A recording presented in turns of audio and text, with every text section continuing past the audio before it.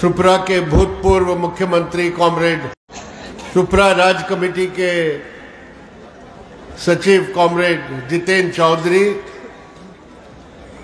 मंच पर उपस्थित हमारे पार्टी के दूसरे नेतागण और मेरे प्रिय भाइयों और बहनों, मैं त्रिपुरा के पार्टी के पिछले 10 सम्मेलनों में भाग लेने का मुझे अवसर मिला है। हर बार हमारे सम्मेलन के शुरुआत इस तरह के महासभा में शुरू होता था और हमेशा वो विवेकानंद मैदान में हमारा सम्मेलन होता था। पहले बार हमारी पार्टी का ये जनसभा उस मैदान में नहीं हो रहा है क्योंकि भाजपा सरकार ने उसके लिए अनुमति नहीं दिया है। लेकिन जिस बड़े तादाद में आप आज अभी यहाँ अगरतला शहर के चौरास्ते में इकट्ठे हुए हैं, ये इस सरकार के लिए मुंह तोड़ जवाब है।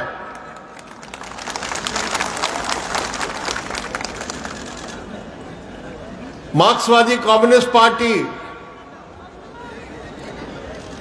और त्रिपुरा का कम्युनिस्ट आंदोलन हर तरह के हमलों को, दमन को सामना करते हुए आगे बढ़ा है और हम भाजपा और भाजपा की सरकार को ये बताना चाहते हैं कि the more you attack us, the more we will rise up. जितना भी तुम हमला करोगे हमारे ऊपर, उतना ही हम आगे उठेंगे और बढ़ेंगे। साथियों, हम भाजपा सरकार को एक मायने में धन्यवाद देना चाहता हूं क्योंकि हमारी पार्टी जो त्रिपुरा की सबसे बड़ी विपक्षी पार्टी है, उस पार्टी को अपने राजनीतिक काम करने के लिए, एक जनसभा आयोजन करने के लिए अनुमति नहीं दी है, रोक लगाया है। इससे त्रिपुरा का जनतंत्र का क्या हाल है वो पूरे देश के सामने पर्दाफाश हो गया है। जनतंत्र की हत्या भारतीय जनता पार्टी के डीएनए में है, जीन्स में है। ये जो त्रिपुरा में भाजपा जनतंत्र पर हमला जो कर रहा है, उसी तरह का हमला पूरे देश में जनतंत्र पर मोदी सरकार कर रही है। पिछले 11 वर्षों में मोदी सरकार के कार्यकाल में हमने देखा है कि किस तरह वो हमारे देश के संसदीय प्रणाली को खत्म करने की कोशिश की है। हमने देखा है किस तरह विपक्ष के नेताओं को जेल में बंद किया है। अभी दिल्ली में विधानसभा का चुनाव हो रहा है। वहां के मुख्यमंत्री अरविंद केजरीवाल को पार्लियामेंट के चुनाव के ऐन मौके पर गिरफ्तार करके जेल में बंद कर दिया। उसके पहले झारखंड में जो हेमंत सोरेन मुख्यमंत्री था, झारखंड मुक्ति मोर्चा का नेता, उसको भी गिरफ्तार करके जेल में बंद कर दिया। तो मोदी सरकार के लिए विपक्ष पर हमला करना, उन पर झूठे मुकदमे चलाना और उसको जेल में बंद करना, ये तो साधारण बात हो गई है। आज भी मोदी सरकार साजिश कर रही है कि हमारे देश में जो जनतंत्र का ढांचा है उसको बदलने के लिए अभी पार्लियामेंट में उन्होंने संविधान को संशोधन करने के लिए एक बिल पेश किया है। उसमें कहा गया है कि लोकसभा का चुनाव और देश में जितने भी राज्यों का विधानसभाएं हैं, वो चुनाव साथ साथ चलाएंगे। और हमारे देश में अभी संविधान में बताया गया है कि कोई विधानसभा का चुनाव हो तो 5 साल का कार्यकाल रहेगा, लेकिन इस संशोधन के माध्यम से वो तय कर सकते हैं कि किसी विधानसभा का 3 साल का ही कार्यकाल रहेगा या 2 साल का कार्यकाल रहेगा। तो इस तरह जो जनता की जनवादी अधिकार है, राज्यों में विधानसभा का जो अधिकार है, इसको वो खत्म करना चाहते हैं। इसलिए भारतीय जनता पार्टी का जो केंद्र में अभी तक 11 साल का शासन रहा है और त्रिपुरा में 7 साल का भी उनका शासन रहा है, उससे हम यही सबक सीखना है कि जब तक भाजपा सरकार में है, सत्ता में है, हमारे देश में जनतंत्र खतरे में रहेगा। और इसीलिए मार्क्सवादी कम्युनिस्ट पार्टी तमाम सेक्युलर और जनवादी ताकतों के साथ मिलकर जनतंत्र की रक्षा के लिए संघर्ष करेंगे। दूसरी बात यह है कि मोदी सरकार का चरित्र हमारे देश में जो आरएसएस है, जो सबसे प्रतिक्रियावादी शक्ति है, जो चाहते हैं कि हमारे देश में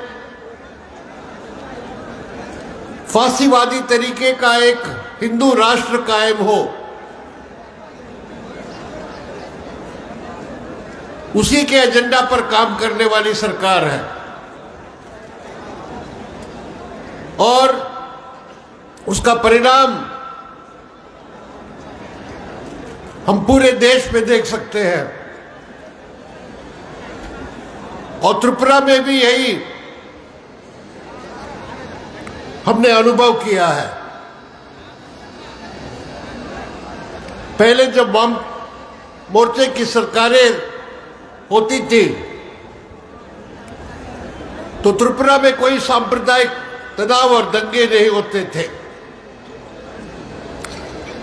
लेकिन आज आरएसएस और भाजपा के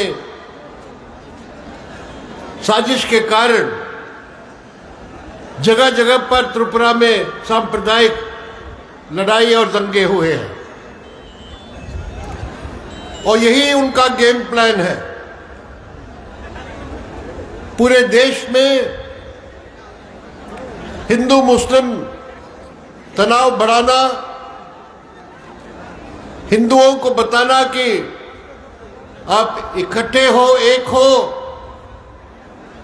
और एक हिंदू राज कायम करना है। ये हमारे देश के लिए सबसे खतरनाक है और हमारी पार्टी, वामपंथी पार्टियां सबसे दृढ़तापूर्वक इन सांप्रदायिक ताकतों के खिलाफ लड़ेंगे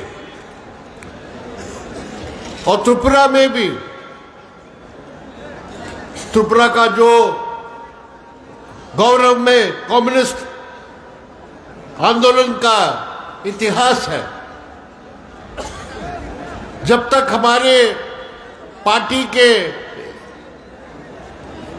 एक भी कार्यकर्ता रहे, हम इन सांप्रदायिक ताकतों के खिलाफ डट के लड़ेंगे। साथियों, भाजपा और मोदी सरकार का एक स्तंभ है आरएसएस और ये हिंदू कट्टरपंथियां, और दूसरा स्तंभ है हमारे देश के बड़े कॉरपोरेट्स, हमारे देश के बड़े पूंजीपति। और जिस तरह मोदी सरकार ने पिछले एक दशक में आर्थिक नीतियां चलाई है, वो सिर्फ कुछ चंद बड़े पूंजीपतियों के हित के लिए रहा है। हमारे देश के अंबानी, अदानी, टाटा, बिरला वगैरह, और इस एक दशक में हमारे देश में सबसे ज्यादा असमानता बढ़ी है। 1% लोगों के हाथ में हमारे देश के 40% संपत्ति इकट्ठा हुआ है और हमारे देश में बेरोजगारी, महंगाई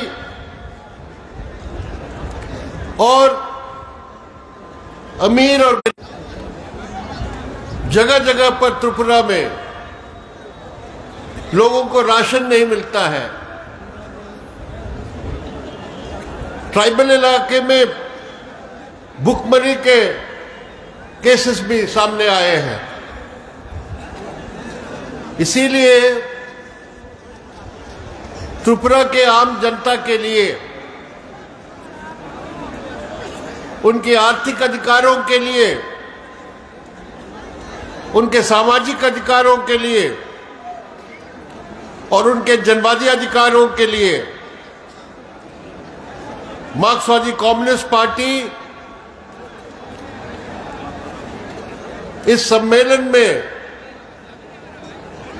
पूरी तरह बहस करके एक कार्यक्रम तय करेगी। वो कार्यक्रम भारतीय जनता पार्टी की सरकार, राज्य सरकार और केंद्र सरकार के नीतियों के खिलाफ एक वैकल्पिक कार्यक्रम और नीतियां पेश करेगी। और इस सम्मेलन में हम फैसले लेंगे कि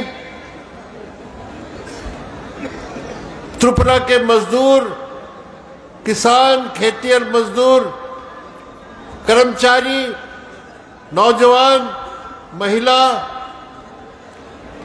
दलित, ट्राइबल, सब सेक्शंस के लिए पार्टी लड़ेंगे, संघर्ष करेंगे और उनको साथ खड़े होकर रहेंगे। और जितना भी हमारे ऊपर दमन हो, लाल झंडे के साथ जो खड़े हैं हमारे साथी, आप सब लोग जहां हजारों के तादाद में जो खड़े हैं, मुझे पूरा विश्वास है कि मार्क्सवादी कम्युनिस्ट पार्टी जो कार्यक्रम अपनाएगी, उस कार्यक्रम के साथ खड़े होकर आप कंधे से कंधे मिला के संघर्ष करते हुए आगे बढ़ेंगे। आप सभी साथियों को मैं दोबारा हार्दिक अभिनंदन करता हूं। इनकलाब जिंदाबाद।